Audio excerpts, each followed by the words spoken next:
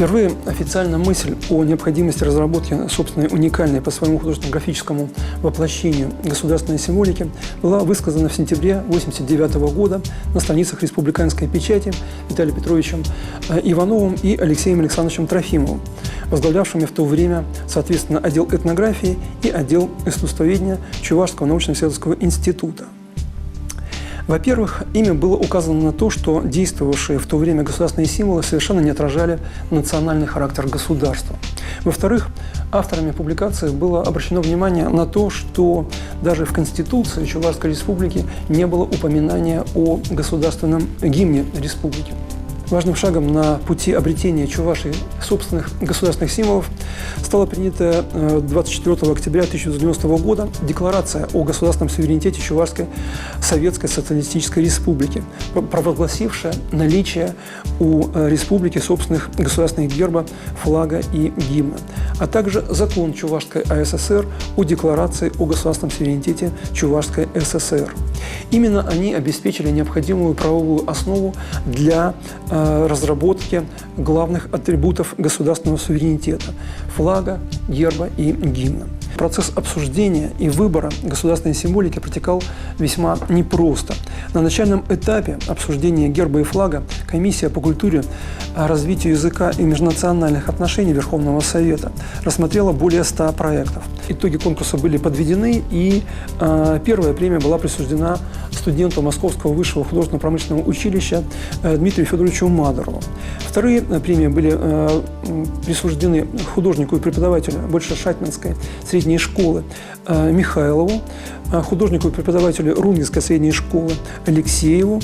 И третьи премии были присуждены заслуженному художнику Чувашской республики и члену Союза художников СССР Юрьеву, а также художнику и преподавателю Руминской средней школы Буинского района Татарской республики Алексееву. Илья Михайлович Юрьев поставил вопрос о том, чтобы наравне с этими самыми тремя проектами выставить и свой проект на обсуждение уже Верховного Совета. Наибольшее количество голосов было отдано проекту номер 4, автором которого являлся народный художник Чувашии Илья Михайлович Юрьев. В Чувашском государственном художественном музее хранится несколько вариантов герба, разработанного художником. Комиссия по культуре, развитию языка и межнациональных отношений, рассмотрев все 4 проекта, опять-таки не придя к общему знаменателю, решила выставить их на обсуждение депутатов. После этих жарких споров приоритет был отдан проекту, который разработал Илья Михайлович Юрьев.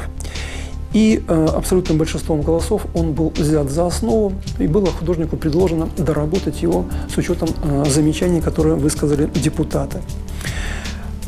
Очевидно, на данном этапе лаконичностью и точностью образа он в большей степени соответствовал духовным поискам возрождающейся нации.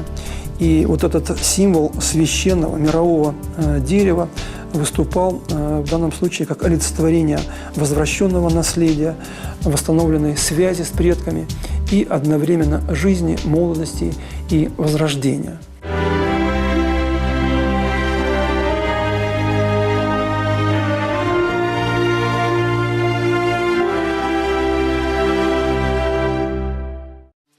Обсуждение будущего государственного гимна внешне происходило более спокойно, ну, по крайней мере, вот, судя по тем документам, которые хранятся в Государственном историческом архиве, участники этого обсуждения не позволяли себе резких выпадов по отношению друг к другу.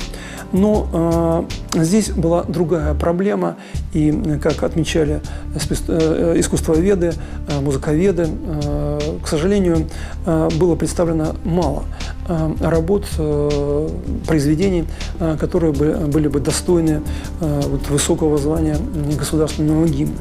Это были народная песня «Алран Кайми Окей Сухи» и торжественная песня Лебедева на слова Тукташа «Таван Сершив». Как подчеркивали члены конкурсной комиссии по оценке проектов гимна, у каждого из этих вариантов были свои плюсы и свои минусы. Но главная сложность заключалась в том, что народная, гимновая, по сути дела, песнь «Какие сухие» была очень сложна в исполнении. Даже профессионалы отмечали, что ее очень сложно петь. Естественно, вот коллективное исполнение, ее публичное исполнение было, конечно, затруднительно. И поэтому все-таки члены комиссии склонились в пользу произведения Лебедева и Токташа. В итоге за основу была, значит, сначала взята музыка, а текст было предложено доработать, ну, с учетом того, что эта песня была написана в советскую эпоху, и необходимо было, значит, убрать какие-то идеологические моменты из нее. День 29 апреля 1992 года стал для Чувашии поистине историческим.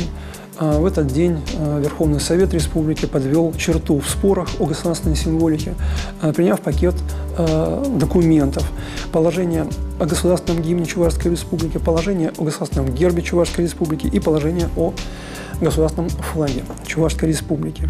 А уже 9 мая 1992 года газета «Советская Чувашия» сообщила о том, что накануне в 10 часов 30 минут над Домом Советов в Чебоксарах был поднят вновь принятый государственный флаг Чувашской Республики. 16 апреля 2004 года Государственный совет Чувашской Республики принял закон, в соответствии с которым был установлен День государственных символов Чувашской Республики, который ежегодно отмечается отныне 29 апреля, то есть в день, когда были приняты государственные символы республики.